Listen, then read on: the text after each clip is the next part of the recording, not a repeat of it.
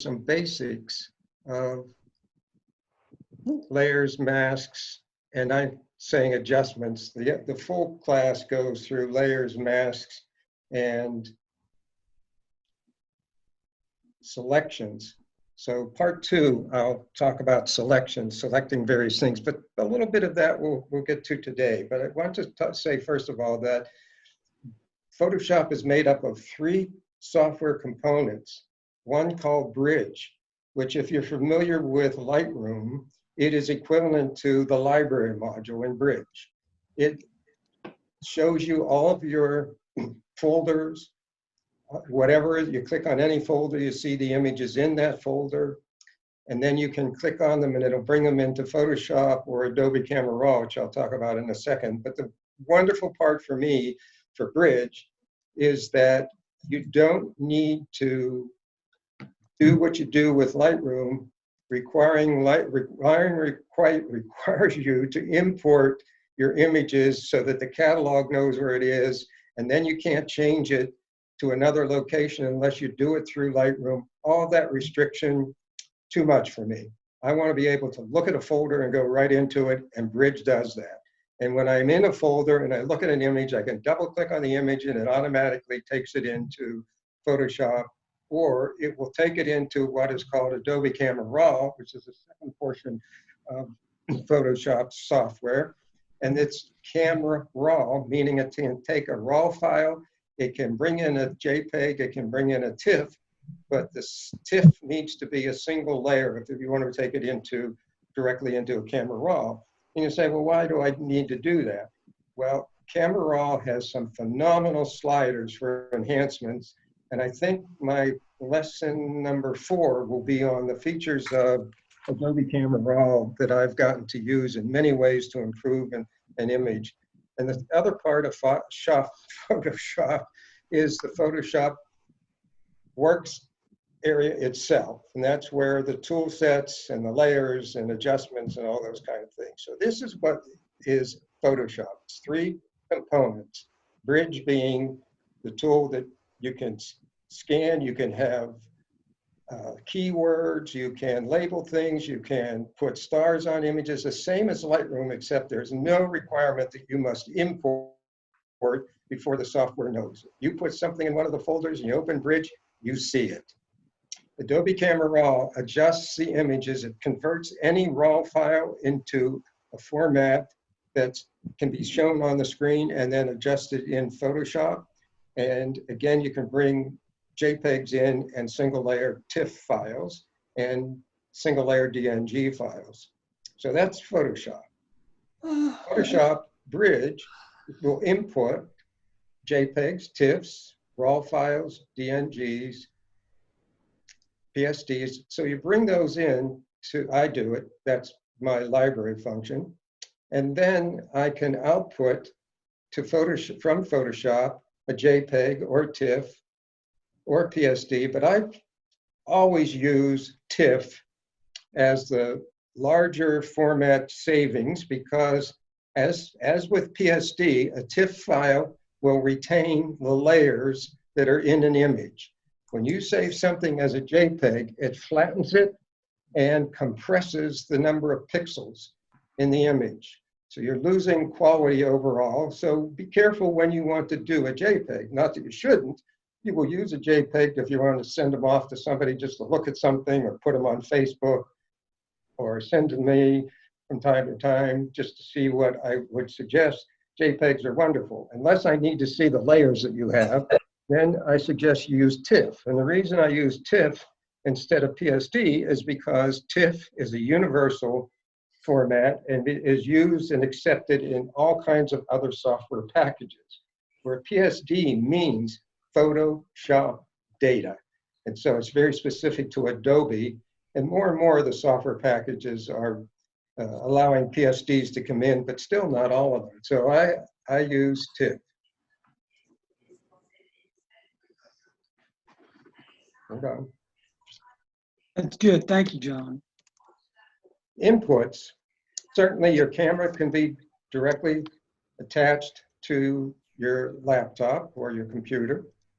And Bridge has a certain color balance. So your camera, by the way, if you are shooting your camera and you haven't looked at the color profile in your camera, you should find the settings in there and make it a RGB, make it the Adobe RGB, not the sRGB. The sRGB is primarily for sending images to the Facebook and things like that. The larger color space is Adobe RGB, and you want to capture more color pixels than fewer. So the input there is that.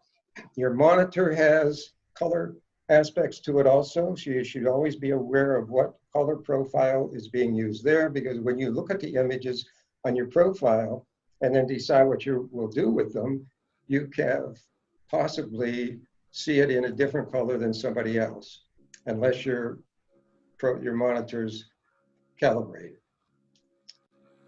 Then when you send something to be printed, this really gets very sophisticated and complex. By the way, in Adobe Camera Raw, I set mine to color profile to our Adobe RGB or even Pro Photo RGB, and I want all my images coming in at 16-bit, not 8-bit, simply because it gives a better ability to do some enhancements in the image. But don't get locked into those things. We'll get more and more into that as we go. The other part is the output. And when you're going to print, rather than just sending off a JPEG, you really want the highest pixel count that you can have to have a really good print. And the ICC profile for a printer is specific to the printer and to specific paper. So depending on you using different types of paper, which I use, I have 4 papers that I use primarily, then there's a different color profile for each of those papers. And each of the papers print colors not only differently by their profile, but a matte surface paper may have more darker areas than a semi-gloss paper or a matte paper. So the papers print differently depending on the type of paper. If you send it off to a laboratory to be printed, our recommendation is find a lab that'll take the larger files, not just JPEGs, but if you send JPEGs, the quality of the output is not going to be as good as if you're printing them yourself, because you are depending on that facility, that lab, or wherever you're sending it, to determine the color balance and the resolution and all the other aspects. So my recommendation is if you're using some lab or some online capability to print, just order a 5x7 so that you can see what colors, for the paper you request, what colors will be printed, whether it's too light or too dark. Then you can make all the adjustments and send it and get a larger image. That way you're not ordering a large image and gets back and it doesn't look at all the way you want it to look. So the Photoshop workspace. Let me talk about some aspects of what it is. Here's what the screen looks like that I prefer to set up. And the left side, and you can move this. I know some people that have the toolbar, which is this is called. On the right-hand side, the default is on the left-hand side, and I've just gotten very accustomed to having it there, so that's where I keep it. The upper part here is called the option bar. That's where, for any tool that we pick, there will be very many options that can be set for that specific tool. That's why it's called the option bar. You'll see how we work that. On this side, you have layers, channels, and paths. Almost never will you use channels, almost never will you use paths, but when you request up in the top, up here in the top bar, one of the tabs is window, and if you don't have the layers, you click on window and then click on layers and it'll bring these 3 layers up. These are called palettes. Above this, I have properties and adjustments. That's also by clicking on window and picking adjustments. and properties, and it will come in. So those are the major aspects of just getting to understand a little bit about the workspace. And adjustments are things that happen to the pixels. I'll explain more in 1 minute. This is a number of other adjustments that can be made. And when I clicked on window and said I wanted them, there's a way to just put them on the side rather than them being all across the top where properties, adjustments, and so on. Just go with me on right now in relation to how this is set up. As we start to use it, then those things will make more sense. I just want you to know what they are. There are 3 types of layers, and this is very important to keep in mind. The first we will think about is the pixel layer. When you open an image, it will come into the layers palette and it'll be named background. I'll show that to you, but mostly just know that that's where the pixels are located. The second type of layer is an adjustment layer. No pixels in that layer. It's truly just an adjustment to any layer that's underneath it. I want to repeat that. And you'll see how it's done. The adjustment layer comes in. Maybe we're adjusting lights and darks and so on. We're adjusting any pixel layer below the layer that's an adjustment. So there are no pixels there. It's instructions on how to change the pixel layers below it. The third type of layer is a text layer. And we'll get into that in part 2. We won't get into it today, but you may want to put your copyright and your signature on an image, or you may want to put a label on your image or a title on your image. Text layers. So 3 layers. And the only ones that truly have pixels are the pixel layers. And you could have more than one pixel layer in there if you bring in multiple images. So let's look at this a little bit more. Here is the first image we will work on. And you look in the lower right-hand corner, you will see that it has that, when you open that image, it will show that image and it will be labeled background. And you see there's a little lock to the far right of that layer. Very important. We'll talk about that more as we go forward. But let me say to you that Photoshop makes the assumption that the background layer shouldn't be violated in many ways. Violated meaning you're making changes to it, or you may want to. And so we can unlock the layer so that we can use some tools are not there's no ability to use those tools on a layer that's locked. So often I just unlock it. In the past, most photographers using Photoshop would duplicate the background layer and then work on the duplicate because it didn't have a lock on it. And all you're doing, as far as my opinion is, all you're doing is doubling the size of your image for no real value whatsoever. And the comment is, well, it allows it to be non-destructive. Destructive meaning when we will get into this and be doing some dodge and burn and some things directly on the image, we're changing the pixels in that image. So that's called destructive. I don't think that's appropriate, but that's what it's called. So when somebody makes a copy of the background and they work on the copy image, the background is not touched in any way. Now, depending on your workflow, my workflow is when I'm working on an image and I'm changing it, I will save it as a TIFF. And so my original RAW file has not been changed anyway. I can bring it in anytime I want. So I don't duplicate the background layer and go from there.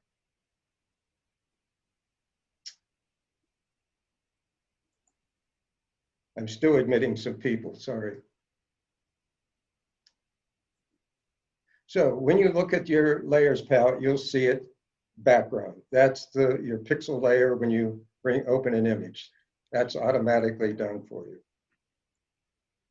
And it has the lock. When we do an adjustment, and we'll do an adjustment, and there are all kinds of adjustments, and the one that I use often is called levels, L-E-V-E-L-S. And you notice that in the lower right palette, the layers palette, there's a new layer, and it's called levels 1, meaning that's the first time I've created an adjustment layer for levels. We'll see what levels does, but you see above that, that's the properties for the level adjustment. And I'll show some of that on how it was done in the past before adjustment layers came about. And that has a couple sliders that we will work on, and I'll explain the use of those. But just for this purpose right now, keep in mind that when you click on an adjustment, it creates an adjustment layer. Remember, there are 3 types of layers: pixels, adjustments, and text. So here's an adjustment layer, and it will affect any pixel layer that's below it. There it is in the layers panel. Text layer is where we would enter something. You notice in the lower right corner of the print itself, or the image itself, I have my name. And if you look at the palette, you'll see that I now have a pixel layer, a text layer at the top, and you see that it's identified by a bracketed T, meaning text layer. So those are the 3 layers that we will get to know fairly well. And whatever was keyed into that text layer, and we'll get into that in part 2, then it will show a portion of that in the name of the text layer so that you know which text layer you're dealing with. You could have multiple text layers for an image. So keep this in mind, that it's always a layer stack. And your view of the image and all that you have in the layer is from the top down. You're not looking at a specific image, you're looking at the effect of each of the layers from the top of the layer stack down. So for example, in an image where I may want to put in a sky, and we will today, I will bring in so now I have 2 pixel layers. I have the background pixel layer on the bottom. I have the clouds that I just brought in, and if I bring it into the top of the stack, I'm looking at the clouds and I will not see anything underneath of it because the layer at the top is the entire layer and it's the same size as everything else, so I see only clouds. This is where we can have what's called a layer mask. And so on that pixel layer, we'll do this, I will create a mask. And here's the saying that goes with a layer mask: white reveals and black conceals. So if anywhere on the layer mask is white, it's revealing all the pixels in that layer specifically, where it is white. So in this case, it's pure white overall. It means if I'm looking down from the top, I see only the clouds all the way through. If I change that layer mask and create, because I have something underneath, and this is one of the workshops pieces we'll do today, I create a black area that represents the layer in the bottom. So now it is revealing the white reveals, so it will reveal the clouds, and the black conceals, and the black conceals exactly what is at the bottom of my layer stack, which in this case is the pixel layer of that scene. So now when I look down at the top, what is being revealed from the top is the clouds, and then concealed on the cloud layer is the scene underneath. So when I look down from the top, I see them all as though they were put together. We will work on this image. I think this one is in part 2. Well, maybe not, maybe it's in this one, I don't remember. This is an image where I did want to use the clouds. I shot this out in Arizona area, New Mexico, and I thought, yeah, it's in Arizona. That's called Hope Arch. And as I'm shooting it, I wanted to get a very good composition, but I knew I would put a sky in. So that technique of having clouds as one layer, and this is a bottom layer, and using the mask on the cloud layer to reveal the sky and block the bottom so that this could come together this way. Same with this image.